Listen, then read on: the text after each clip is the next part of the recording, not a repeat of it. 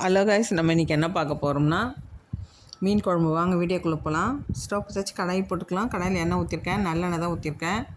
கொஞ்சம் வடகம் போட்டிருக்கேன், சாம்பார் வெங்காயம் நசுக்கி போட்டிருக்கேன், ஒரு 5 வெங்காயம் உரித்து வச்சுருக்கேன், நசுக்கி தான் போட்டிருக்கேன், பச்சை மிளகா போட்டிருக்கேன், லெமன் சைஸ் புளி எடுத்து ஊற வச்சு வச்சுருக்கேன், 2 தக்காளியும் கட் பண்ணி போட்டிருக்கேன். நல்லா வதக்கிக்கலாம். 2 பச்சை மிளகா கீரி போட்டிருக்கேன். கொஞ்சம் உப்பு போட்டுக்கலாம். உப்பு போட்டால் சீக்கிரமாக வதங்கிடும். நல்லா வதங்கிடுச்சு. இப்போ மசாலா சேர்த்துக்கலாம். 1 ஸ்பூன் மஞ்சள் பொடி,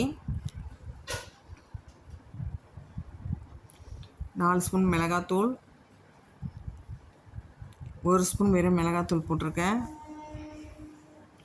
இப்போ புளி கரைச்சி ஊற்றிக்கலாம். இப்போ தேவையான உப்பு போட்டுக்கலாம். இப்போ நல்லா கலரி விட்டுடலாம்.